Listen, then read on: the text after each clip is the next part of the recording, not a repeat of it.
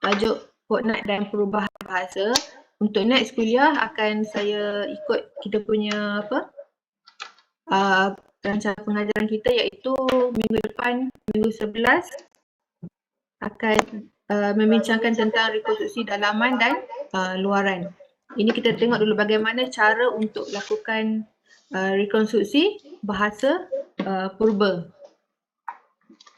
Okey, kuliah sebelum ni kamu telah didedahkan berkaitan dengan perbandingan kosakata dasar dengan kaedah kualitatif. Rujuk balik kuliah minggu ke-6 yang Dr. Kadir dah kuliahkan kepada kamu mengenai apa tu?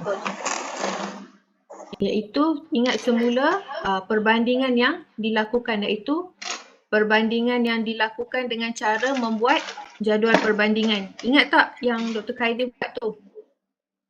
Sebab dia akan berkait dengan kuliah hari ni. Masih ingat cara nak buat perbandingan bahasa, perbandingan? Ingat lagi? Okey. Lagi Hana je yang ingat? Hana Najwa je ingat, lain? Tak apalah. Okey. Okey. Tak ingat kena ingat baiklah sebab ini penting juga sebab dalam linguistik sejarah perbandingan yang paling penting sekali adalah cara kita nak rekonstruksi bahasa purba, yang mana rekonstruksi yang akan dilakukan itu akan dapat bentuk purba, di mana rekonstruksi ini adalah antara cara yang dilakukan untuk mendapat semula bahasa yang tidak ada bahasa tulis. Ini adalah antara rekonstruksi ini adalah hipotesis sesuatu bahasa yang bahasa purba. Okey, kita tengok bagaimana caranya ya.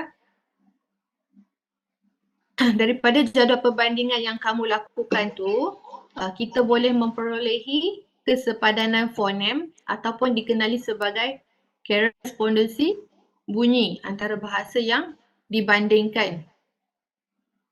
Dan seterusnya kita akan menghuraikan perubahan fonem yang berlaku dengan menggunakan rumus perubahan. Okey, yang saya tengok pun kuliah yang Dr. Kadir telah kuliahkan pun kamu dah belajar dah pun sebenarnya rumus perubahan bahasa tu. Yang mana perubahan dalaman bahasa. Dah kan? So yang ni kuliah ni memang saya dah skip lah untuk penerangan perubahan dalaman tu sebab dah pun kamu ketahui bagaimana nak guna rumus perubahan dalam perbandingan bahasa. Jadi dalam kuliah ni kesepadanan fonem ataupun bunyi ni boleh juga digunakan untuk merekonstruksi bahasa purba. Okey, kita tengok dengan lebih lanjut dan faham apa itu rekonstruksi.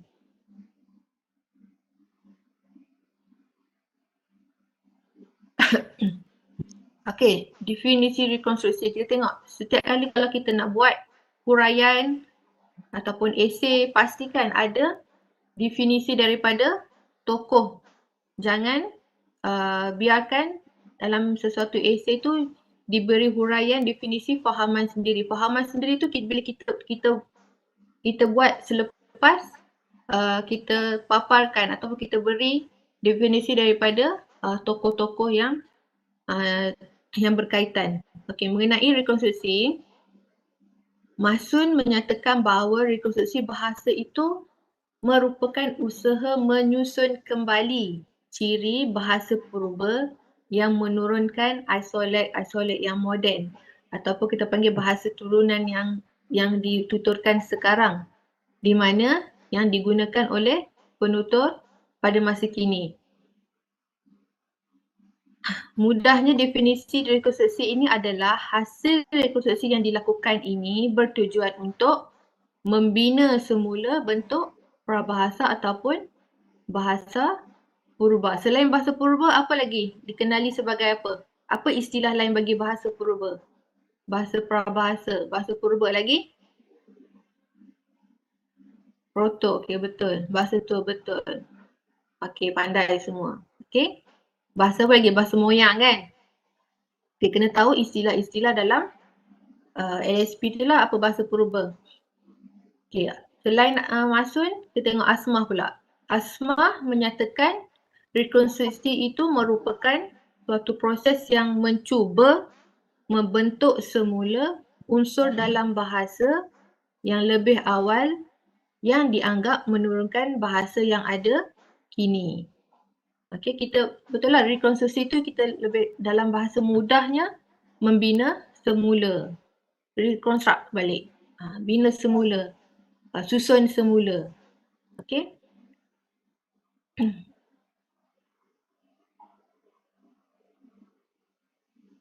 Jadi rekonstruksi bahasa adalah proses membina semula bahasa purba tu melalui perbandingan antara bahasa-bahasa turunan. Okey, rekonstruksi terbahagi kepada dua iaitu rekonstruksi dalaman dan rekonstruksi luaran. Yang ni kita akan dalami lagi lah untuk kuliah yang akan datang pada minggu hadapan. Tapi saya bagi bayangan, rekonstruksi dalaman ni merupakan rekonstruksi yang kita bezakan ataupun kita buat perbandingan dalam dialek-dialek ataupun varian-varian yang ada dalam sesuatu bahasa. Contoh bagi dalaman ni, dia rekonstruksi dalaman ni bahasa purbanya adalah kita ambil bahasa tuanya adalah sebagai bahasa Melayu dan bahasa turunan dia adalah dialek-dialek yang dituturkan di Semenanjung, di Malaysia. Okey, ataupun Semenanjung. Sebab kalau kita tengok kalau di Sabah Sarawak ada dikategorikan dalam kategori bahasa di mana dia akan masuk dalam rekonstruksi luaran. Okey, kalau rekonstruksi luaran ni dia melibatkan bahasa lebih besar lagi. Yang sekarang ni lah bahasa Austronesia Purba, turunan dia adalah bahasa seperti bahasa Jawa, bahasa Melayu, bahasa Sunda, Makassar. Okey? Kalau dalaman ni dia melibatkan dialek kecil sikit dia punya turunan bahasa dia tu. Dan istilah pun agak berlainan juga.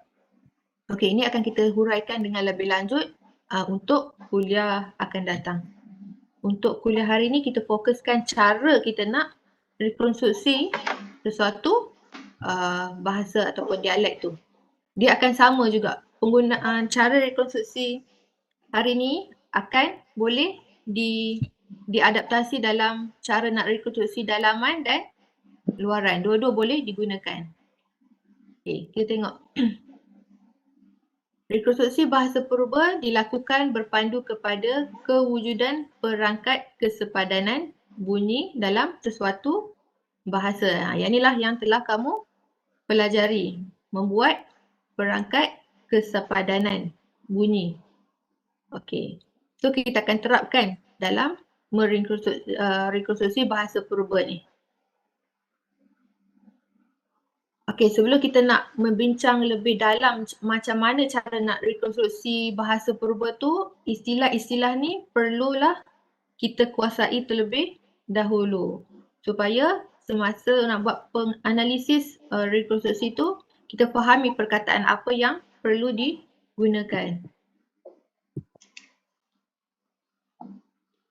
Okey, 5 istilah penting dalam melakukan rekonstruksi bahasa purba. Yang pertama adalah bahasa purba itu sendiri. Apa itu maksud bahasa purba? Nanti kita huraikan. Yang kedua, bahasa kerabat. Dan yang ketiga, kata koordinat. Keempat, korespondensi bunyi ataupun perangkat kesepadanan bunyi. Dan yang kelima adalah reflect. Okey, kita tengok dulu istilah yang pertama. Iaitu lima istilah penting ni bukan saya yang bagi ingatan untuk ingat istilah penting. Ini adalah yang disebut oleh Campbell yang mana untuk melakukan kaedah rekonstruksi ni pada bahasa turunan tu kita perlu tahu bahasa purba tu apa. Okey, Campbell menyatakan bahasa purba adalah bahasa hipotesis yang dianggap menurunkan beberapa bahasa kini ataupun bahasa yang terhasil daripada proses rekonstruksi bahasa-bahasa turunan yang dibandingkan. Okay, dia lebih katanya bahasa hipotesis lah, tak semestinya kita buat rekonstruksi tu nanti itu adalah kata ataupun kata purba yang kita akan temui nanti. Dia merupakan, ingat, hipotesis, tak semestinya hasil rekonstruksi yang kita lakukan adalah bahasa purba yang tepat. Dia hanyalah hipotesis.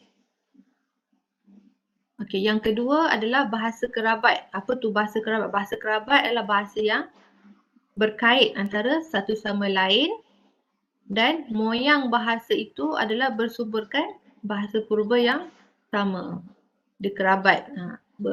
Berkaitanlah antara bahasa yang turunan bawahnya itu, dia ada moyang yang nenek ataupun nenek yang sama. Okey.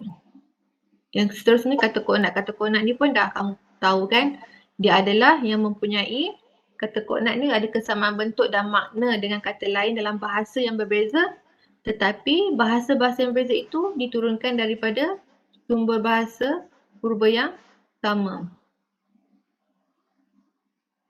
Korespondensi bunyi.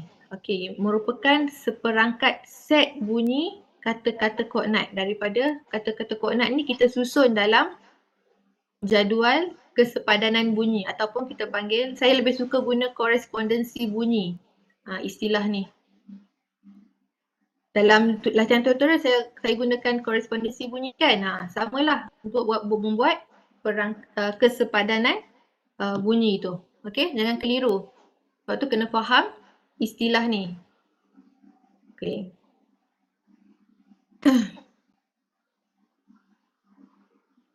Okay, refleks adalah bentuk kata ataupun unsur purba yang wujud daripada beberapa bahasa turunan. Okay. Faham ya? Boleh hafal ya 5 istilah ni? Okay tak?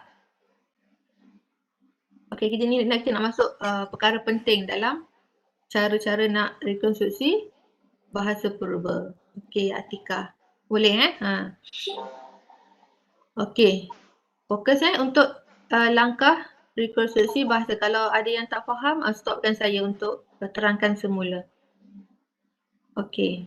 3 langkah yang harus dituruti untuk melakukan rekonstruksi bahasa purba ini disarankan oleh Crowley, Potts dan Rahim Aman dan Campbell.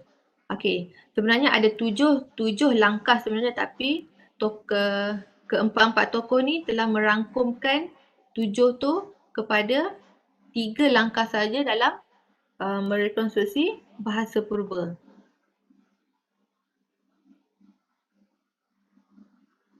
Cara yang pertama, kena tentukan kata koordinat. Ini yang paling penting untuk tentukan kata koordinat. Faham kan kata koordinat tu apa? Nanti kalau tak faham kata koordinat tu, kena tengok balik, kena buang apa yang kena, kata koordinat. Kata koordinat, okey, mirip kan? Apa yang kena buang daripada, kena pilih dulu. Kata koordinat ni kita, dalam macam saya cakap tu, kalau kita buat analisis linguistik sejarawi ni, kosakata yang perlu sekurang-kurangnya dalam 400, tapi lebihkan dalam 500 untuk kita analisis, sebab dalam 400 ke 500 kosakata tu terdapat kata-kata yang kata bukan koordinat. Sebab itulah kita kena asingkan dan sekurang-kurangnya untuk analisis dalam 200 kosakata yang berstatus sebagai kata koordinat. Barulah sesuatu analisis dalam mencari bahasa purba tu adalah sesuatu yang empirik dan dapat kita panggil apa? Dapat yang tepat dan sahih lah. Walaupun dia sebagai hipotesis, tapi kita punya alasan tu kukuh. Kenapa menggunakan 500 kosakata dan mengambil, dan kita pilih dia jadi kukuh lah sebab kita mengambil 500 kosakata daripada lapangan, kemudian kita pilih daripada 500 kosakata tu menjadi 200 kata yang memang sebetul-betulnya 200 tu adalah kata koordinat. Okey, kalau kita ambil kat lapangan, kita ambil 200 sahaja. Jadi bila kita nak buat pemilihan kata koordinat, dia akan menjadi masalah. Sebab bila kita dah buang-buang yang bukan ikonik, yang membentuk onomatopoeia, itu semua jadi tinggal berapa saja untuk analisis. So, sebab itu kita tengok kalau data yang sedikit dia tidak begitu dikatakan tak empirik. Okey, penting dalam LSP ni untuk data. Okay, seterusnya langkah yang kedua, selepas tentukan kata koordinat, dah asingkan dapat 200 kata koordinat, kemudian kita susun pula set korespondensi bunyi ataupun kita panggil kesepadanan bunyi. Ini sangat leceh lah yang ni. Daripada 200 tu kita kena buat sebenarnya daripada satu kosakata sampai 200 buat set kesepadanan bunyi ni. Faham setakat ni? Set korespondensi bunyi tu kena buat hasil daripada kata koordinat yang kita terima. Kalau 200 lah susun 200 kata tu buat set korespondensi bunyi tu. Okey? Okey, good Izzati. Okey. Faham ya? Okey, step yang ketiga adalah Lim Yuzen. Okey, faham. Okey. Okey, step ketiga lepas dah buat 200 set tu 200 set koresponden dah siap. Okey, kita tentukan bukan belum siap lagi. Kita buat satu-satu. Satu kata tu kita tentukan fonem purba yang ada dalam set korespondensi bunyi tu. Okay, 3 ni penting. Lepas dah buat set korespondensi bunyi tu, boleh tentukan fonem purba dalam set korespondensi bunyi tu. Okay, tengok huraian bagi satu-satu langkah ni. Okay. Kuas sekali. Okey ya? Boleh teruskan tak? Kebosan. Okey. Alright. Okey, terima kasih. Okey, saya teruskan Terima kasih. Okey. Kata koordinat. Kata koordinat ini ditentukan daripada bahasa turunan yang dijadikan bahasa bandingan untuk mencari bahasa purba. Okey, ingat. Jika kata-kata koordinat itu tak diperolehi ataupun memiliki bentuk yang sama sekali berbeza, maka ini bermakna kata tu mungkin diturunkan daripada sumber bahasa purba yang lain. So, kita tak boleh bandingkan. Kalau kita nak buat perbandingan, kamu dah sedia maklum kan, kena buat daripada bahasa purba yang sama. So, kalau salah kata koordinat tu berbeza sekali, sangat berbeza, daripada cara bunyi pun beza, daripada tulisan dia pun berbeza, maknanya itu bukan daripada bahasa purba yang sama. So memang kena pilih betul-betul kata koordinat ni. Okey, inilah yang cakap tadi kan. Okey, semua dah faham ni apa itu kena kata-kata yang perlu dibuangkan. Yang berunsur ikonik ataupun kita panggil onomatopoeia ni ataupun kebetulan dan peminjaman ni semua kita kena buang dahulu daripada 500 data tu. Buang dulu dan terhasillah hanya kata koordinat yang tinggal. Okey. Okey, penentuan kata koordinat hanya mengambil kira kata-kata yang dianggap asli milik bahasa yang ingin kita dikaji saja. Okey. Kita tengok contoh lebih jelas.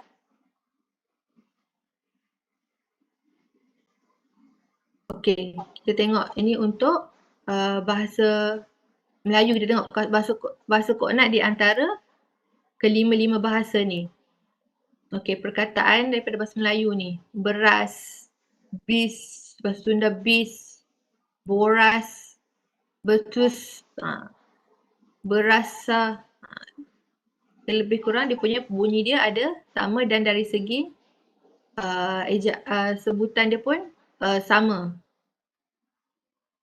Berat, okay, tengoklah berat, borat, berok, bertala.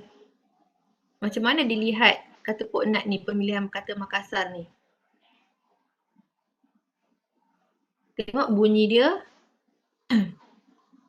dan dia memang pun daripada bahasa purba yang sama. Bahasa turunan yang sama. Daripada bahasa Aksarasya Purba. Okey, kemudian seterusnya lah jarum. Nanti saya tunjuk contoh. Kita tunjuk cara nak tulis atau rekonstruksi dalam bentuk jadual kesepadanan bunyi. Okey. Tengok kalau macam ni pun ekor ni kan. Kita bunyi tu untuk kata koordinat tu pun juga. Memang pemilihan kata koordinat tu perlukan masa untuk tengok dan teliti. Okey. Nah, inilah tugas ahli-ahli linguistik sejarawi. Memang untuk kita tengok membuat pengelompokan bahasa, macam mana sejarah turunan bahasa, memang perlukan perincian. Okey. Terusnya kita tengok macam mana menyusun set korespondensi bunyi. Yang ni dah faham kan? Okey, kita apply balik apply balik macam mana kamu buat kesepadanan bunyi ataupun korespondensi bunyi ni ke dalam cara nak cari bahasa purba tu, nak rekonstruksi bahasa purba tu. Okey. Set korespondensi bunyi ataupun kesepadanan bunyi dapat disusun seperti dalam jadual di bawah. Okey, saya ambil balik kata jarum dalam contoh jadual tadi. Kita ambil perkataan jarum ya. Okey. Cuba nak susun. Okey. Macam ni kan. Kalau susun dia macam mana bunyi je susun di bawah macam ke bawah. Bunyi A tapi bahasa Madura jadi O. Bunyi R, U, dan Makassar dia merealisasikan ni eng untuk jarum. Okey. Ini macam mana kamu susun kesepadanan jadual kesepadanan bunyi. Ingat balik kan? Ini just susun saja huruf kan? Ingat balik. Kalau tak ingat balik, tengok balik nota yang Dr. Khairi bagi dalam minggu 6 tu. Saya tengok dalam minggu 6 ada. Okey. Okey, kita apply balik dalam rekonstruksi bahasa purba.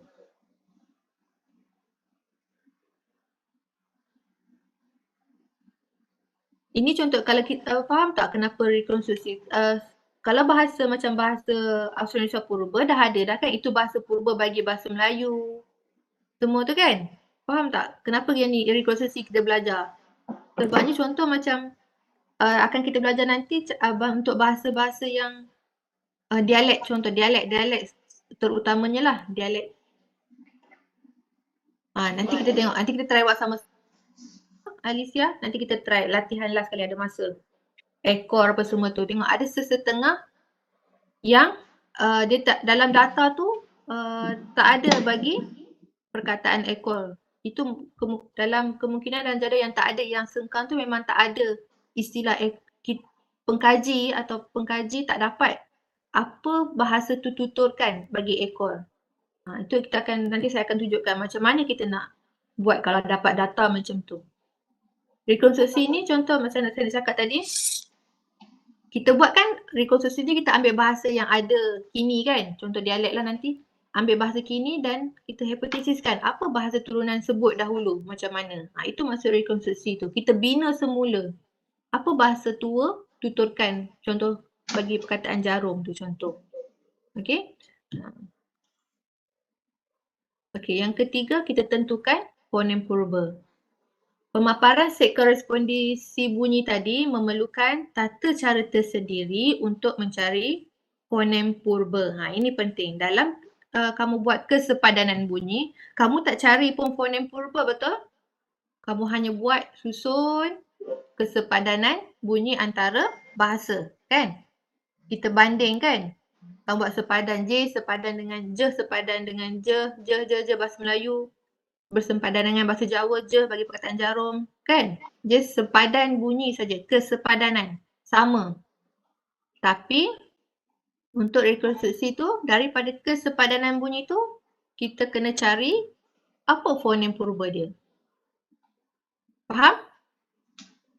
Faham tak? Okay, tengok jadual nanti.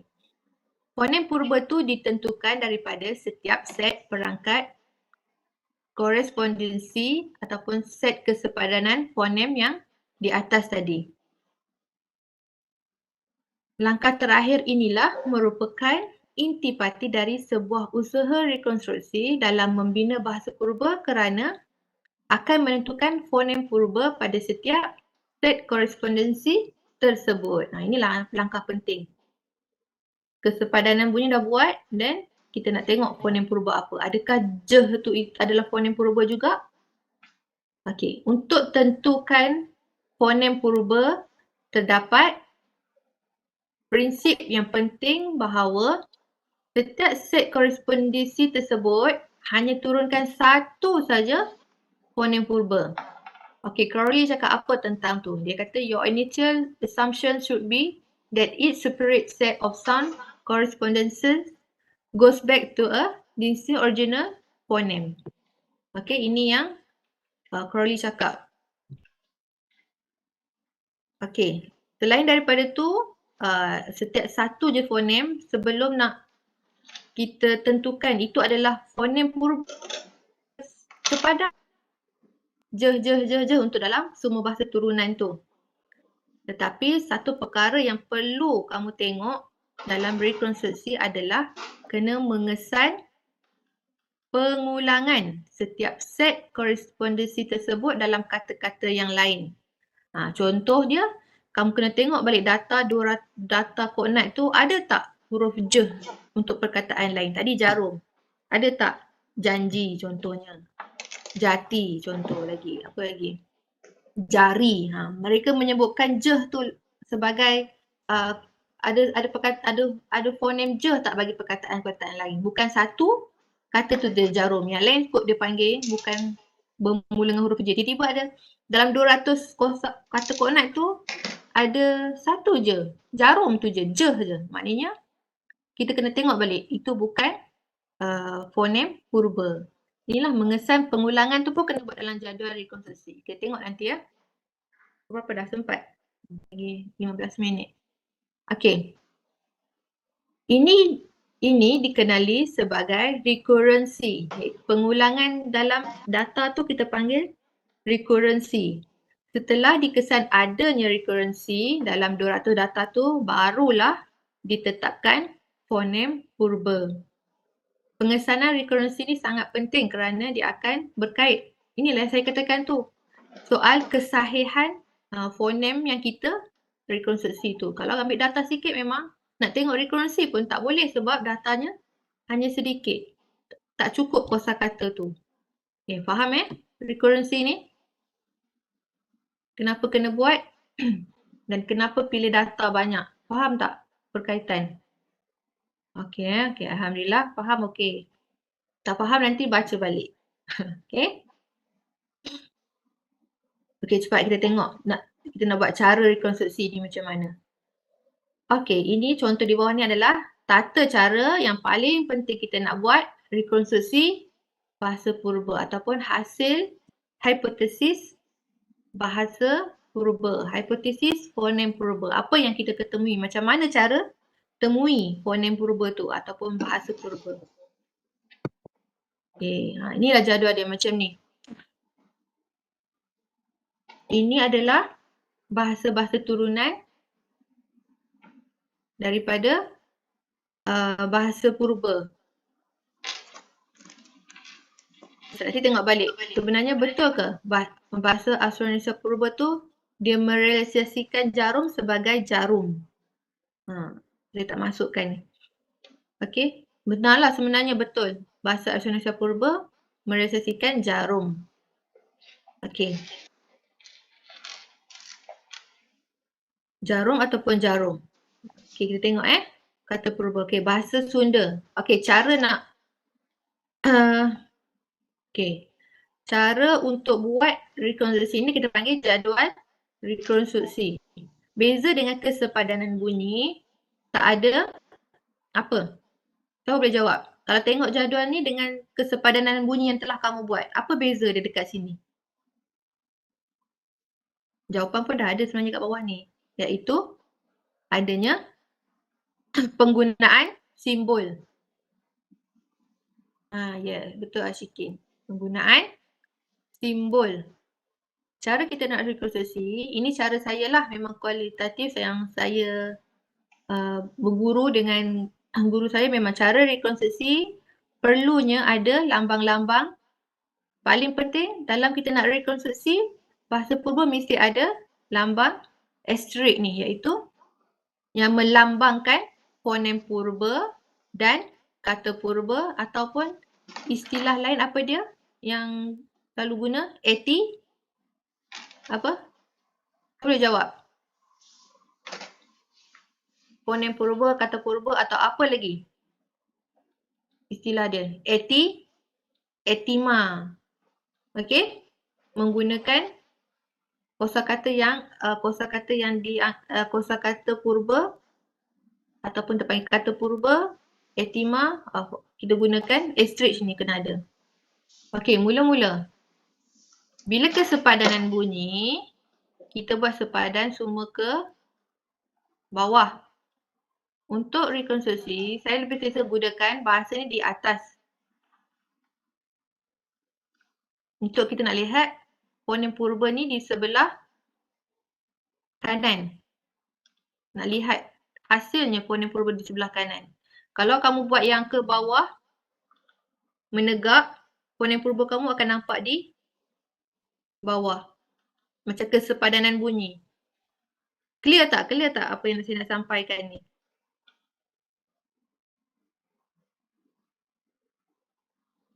Okey. Okey, jelas Okey. Okey, kesepadanan bunyi kita mau buat menegak kan? Okey, yang ni kalau untuk mencari fonem purba, saya sarankan buat melintang supaya ke kanan tu terus dapat. Apa itu? Fonem purba. Okey, macam ni. Bahasa Melayu, okey kita buat dulu.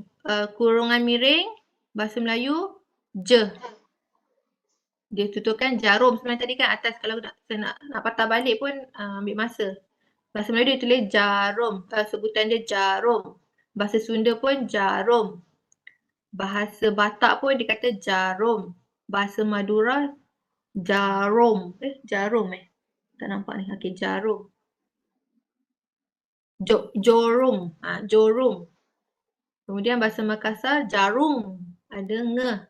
Okey, so susun kesepadanan bunyi ke mendatar ni, je semua. So fonem purbanya, sebelum tutup fonem purba tengok rekurrensi pengulangan. Kena tengok data balik.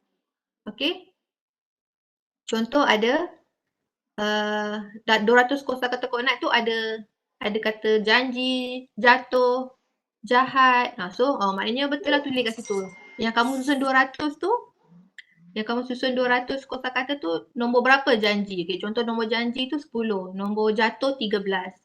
Okey, susun. Maknanya ada, kita boleh tunjuk, ada rekurrensi, ada pengulangan. Maknanya je ni kuatlah sebagai fonem purba. Memang ada dalam bahasa tu menggunakan bunyi je. Okey. 5 minit je lagi. 10 minit lagi. Kemudian seterusnya, okey, faham ya? Lepas tu, yang titik dua bertindih ni, selepas satu bunyi dan satu bahasa, letakkan penanda titik ni untuk bahasa seterusnya. Tanda titik noktah bertindih ni. Okey? Tengok cara dia. Untuk next perbandingan bahasa, letakkan titik dua bertindih. Titik dua bertindih dan ditutupi dengan tanda kurungan miring. Sama juga dengan A, bunyi A. Okey, sini ada satu saja bahasa Madura je yang menuturkan O. So yang memang sekali yang menuturkan bunyi, merealisasikan bunyi A. So dia fonem purbanya adalah A. Syarat fonem purba tu kena ambil yang paling banyak dituturkan oleh bahasa turunan tu. Terusnya, reh ni tak apa, semua sama. U pun sama semua. Dengan ni satu je, iaitu yang majoritinya menuturkan So, fonem purba bagi untuk jarum last sekali adalah So, kita dapat kata purbanya adalah jarum, bukan jarum, bukan jarum. Okey, jarum dapat. Bahasa etima purba dia adalah jarum ataupun kata purbanya jarum. Faham ini penggunaan simbol-simbol dia. Bacalah ni. Apa dia? Istilah dia. Okey. Kita next. Kita tengok latihan tengok. Okey, dah faham semua Kita try buat latihan tengok. Ini untuk urat. Okey, buat sama-sama. Macam mana mula-mula? Sekejap ni kena keluar balik. Okey. Kita buat dulu. Macam mana nak tulis tadi? Cepat. Macam mana nak buat? Type apa dulu? Sini. Yeah. Okey, good. Okey, type ni dan U. Kemudian kita buat titik bertindih, nokta bertindih dan bahasa Sunda pun buat U dan diikuti titik bertindih. Batak pun dia kata U.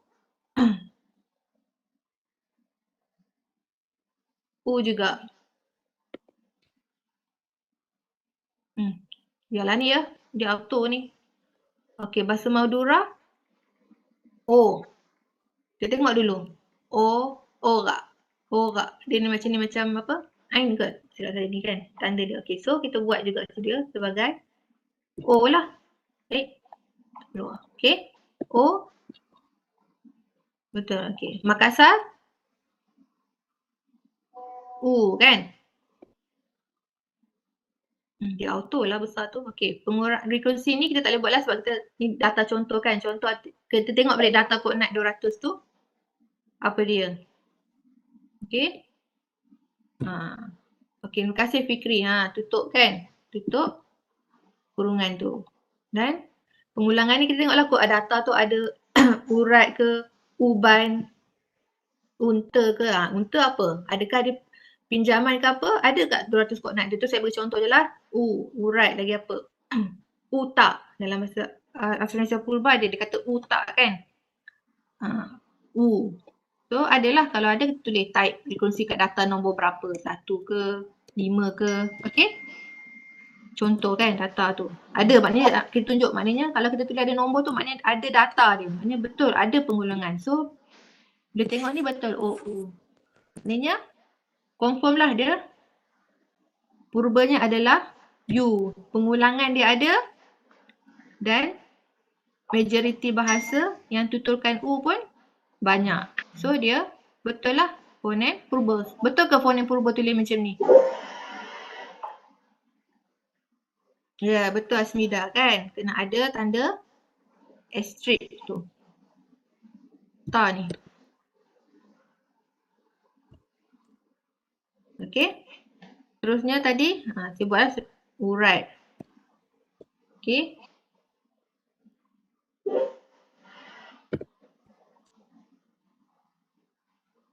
Dia besar lah. Salah ni tau. Okey. Urat semua ada R. So, copy saja. Ada situ. Okey. So, dia punya fonem purba pun adalah R. Okey, kalau ini dia A. Biaya tu dia. Okey, dia tak nak keluar juga. A. Dan yang ni, dia ada tanda ni.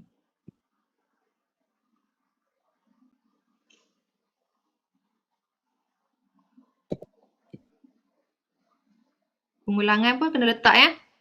Untuk ni kena rujuk data. Dan dia adalah apa? Apakah fonem purbanya? A ke A bertanda tu? A. A kan?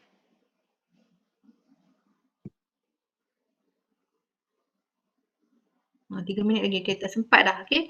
Urat yang tak ada ni, contoh urat te ni, dia kita tulis lah te. Kena buat betul-betul lah ni tau. Faham kan? Macam mana cara dia kan? Okay. Ni te. Ada te. Yang tak ada ni kena buat apa? Kena letak simbol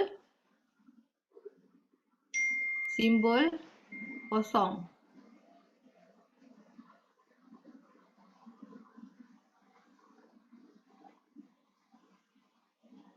Okey, ni simbol kosong ni. Faham? Faham tak?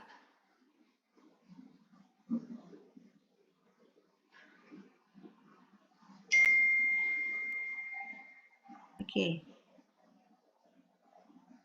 So, dia punya fonem purba dia apa? Mestilah urteh kan? Fonem purba dia adalah urteh ni. Fonem dia te. So, kata purba dia adalah, kita tengoklah balik kata purba dia. U, re, a, te. So, kata purbanya adalah urat. Okey, faham Macam tadi Alisha nak tengok yang apa tadi? Contoh apa tadi? Ni kan? Macam ni. Ekor ni. Macam mana? Okey? Nak tengok nak buat ke? Sempat tak boleh ke ni? Nak teruskan? Nak cuba buat rekonstruksi? Ke kamu ada hal? Nak tengok? Ke? Cara? Tak nak? Nak tu nak ke tak nak? Okey Boleh Kita ambil masa sikit. Kita cuba tengok. Sekejap ambil balik. Susah ni guna ni kalau kat whiteboard ke senang nak tulis.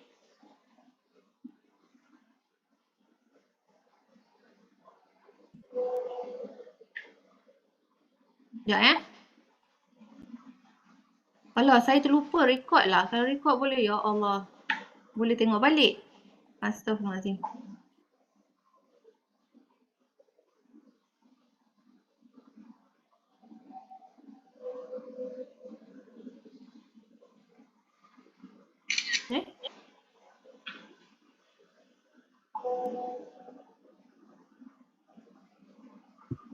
Okey, ekor tadi ni kan? Alah, bahasa tak nampaknya pula. Ekor tadi bahasa Melayu kan? Okey.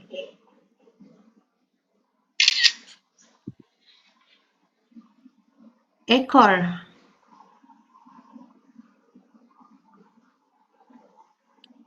Saya masukkan ni je lah. Yang simbol-simbol tu kamu kena fahamkan tau. Okey, dia dah lambat saya nak tulis type. Okey, saya just masukkan dalam secara rekonstruksi tu. Ekor. Ini dah 3 bahasa ni pun dah okey untuk buat perbandingan untuk mencari. Untuk saya maklumkan kita cukup untuk cari bahasa purba ataupun bahasa turunan.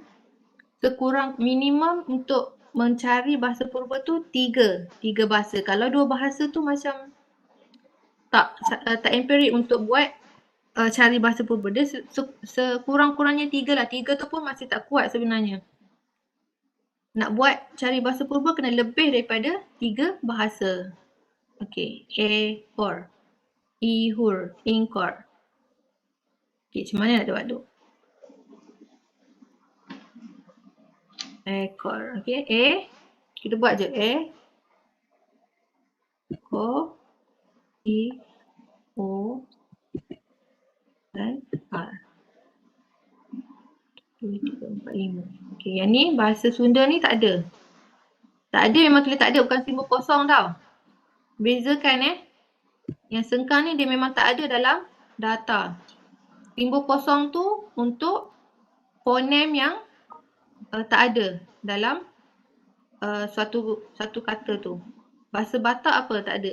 Bahasa Batak ihur.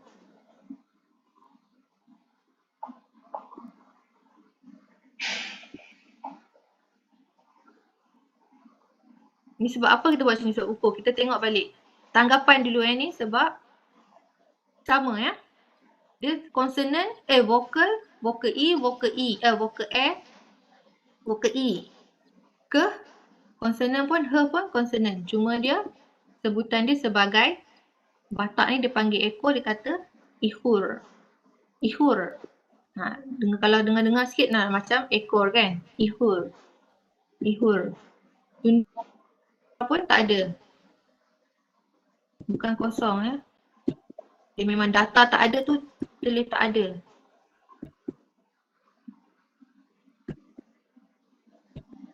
Tak keluar ni. Macam okey. Okey, Makassar.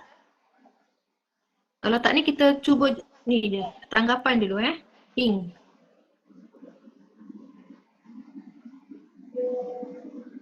Okey ke? Nak tengok hasil dah Jam ke? Okey. Ing. So, okey. So dia ada 5 fonem kan? So yang ni kita kena turunkan. Sebab dia ada, inilah cara kita buat ni rekonstruksi. Kamu tengok cara saya tau. Okey.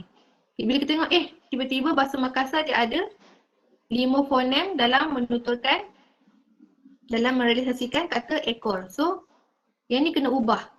Yang ada 4 kata ni.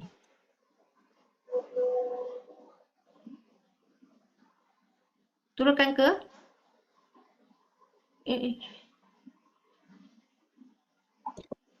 bawah. So ini akan jadi tanda kosong. Okey? Faham tak?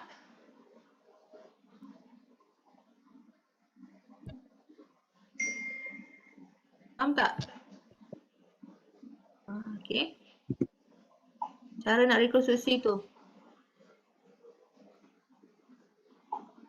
Letak balik. Sebab kita nak selaraskan kesepadanan bunyi. Itu maksud kesepadanan bunyi tu.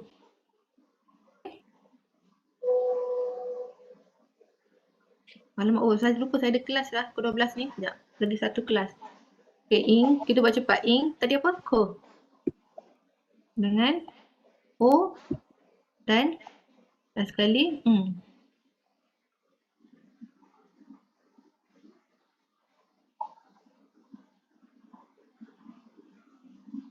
Okay. Okay, faham So yang ni saya tak boleh tentukan. Sebab apa? Fonem purba saya tak boleh tentukan sebab ini bukan data yang betul kan. Saya tak nampak apa ulangan recurrency ni. Kita kena tengok data balik. So mungkinlah, ini hipotesis. Ini bukan yang tepat cara yang tepat sebab kena tengok data bahasa tu. Tapi boleh untuk macam kita untuk belajar ni, okey, fahamkan untuk belajar dengan cara analisis betul Nanti katakan saya buat ajaran salah pula ni. Okey, daripada kita tengok sini untuk belajar ni, kita tengok sini kesepadanan bunyi dia. Kesepadanan ada E kan. So dia punya contoh ada pengulangan, selalunya frekuensi pengulangan. Kita tengok frekuensi pengulangan. Kalau tak banyak pengulangan, kita kena tengok balik vokal ni. Dia adakah dia ada vokal international yang memang dituturkan oleh bahasa dunia? Kebanyakan daripada dua-dua ni pun antara yang memang bahasa dunia tuturkan E dengan E kan. So yang kekerapan daripada bahasa turunan adalah E. So ini untuk belajar bukan analisis yang betul. E kita letak. Okay. Kalau recurrency, point dekat saya kat sini, ingat. Kalau recurrency pengulangan dia tak banyak, tetapi data fonem ni menunjukkan vocal international iaitu E dengan A, yang mana lebih banyak digunakan, ada dalam bahasa dunia, kita boleh anggap dia, kita boleh terima dia sebagai fonem purba. Okay. Kalau contoh kat sini, kesepadanannya huruf A. Satu lagi E yang A tu. A ni lah A. Ni dalam bahasa Melayu dia mak macam tu kan. Ni call sepatutnya dalam fonetik kita buat yang 3 terbalik tu. Itu yang 3 terbalik tu bukan international, tak banyak dalam data bahasa lain. So tak boleh diterima sebenarnya. E bentuk ni betul dengan E ni. Kemudian yang ni apa? Sama juga. Dia dapat macam ni, kena tengok international penyebutan dalam IPA tu, apa yang digunakan. Okay. H ni tak, dia bukan, dia juga tapi dia aspirasi kan. So sebab tu saya kata tak boleh. Kalau dapat data macam ni, kita ingat balik guna international punya penyebutan So ini saya pilih sebagai ke.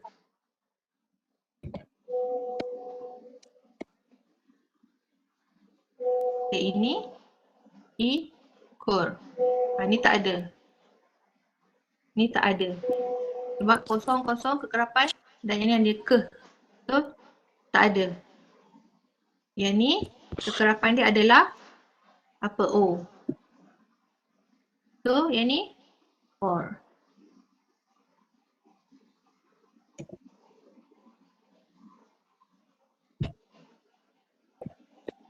So nampak apa kita punya hypothesis dia adalah core. Okay? Faham? Boleh tak Alisha? Boleh tak semua? Doktor, Ya. Doktor saya tak faham yang rekurensi. Recurrency. Recurrency ni saya tak boleh buat. Okay. Saya tak boleh buat dan tunjuk sebab kita recurrency ni daripada apa saya kata tadi? Daripada 200 apa? Kata koordinat yang kita telah pilih. Faham tak? So Faham daripada doktor. 200 Doktor, kalau guna data jarum tadi tu? jarum je. Kita nak tengok apa dia. Dekat sini huruf E kan? Jarum tak ada E. Contoh dalam data tu ada ikan. Bolehlah ambil. Ikan tu data nombor 3. Maksudnya pengulangan ni pengulangan kata fonem purba ke doktor? Ya Macam betul. mana sebenarnya? No, kata purba dalam kata koordinat yang kamu pilih tu. 200 kata koordinat tu. Pengulangan daripada kata koordinat. Data. Kita nak analisis data. Okay. Kita nak analisis data daripada kata koordinat. 200 jadual tu ada 200 kata koordinat. Contoh dalam ni 200 kata koordinat. Okay. Tengok ada ikan data nombor 1. Apa lagi? Ikut. So ada. Maknanya I tu maknanya dia betul lah. I tu boleh dikatakan sebagai boleh dikatakan hipotesis sebagai fonem purba sebab adanya pengulangan data. Kiranya dekat rekurensi tu tulis pengulangan huruf fonem E tu. Macam tu. Ya, betul. Contoh kalau E kan, fonem E tu, kita nak tengok pengulangan dia tu dalam data tu lah. So, dalam data tu memang ada lebih daripada 6 kosakata. Ikan, ada ingin. So, dia memang kuat untuk kita hipotesis sebagai fonem purba. Faham tak?